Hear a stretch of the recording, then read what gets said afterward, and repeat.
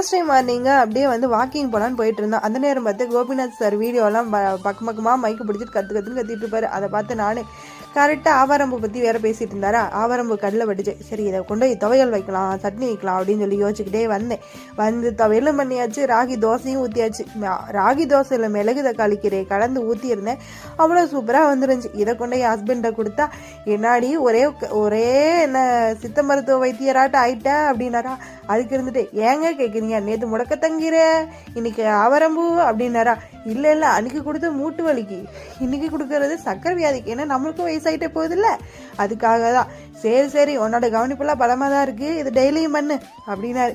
பண்ணுறேன் உங்களுக்கு பிடிச்சிருக்கா இல்லையான்னு சொல்லுங்க அப்படின்னு சொல்லி சொன்னேன்.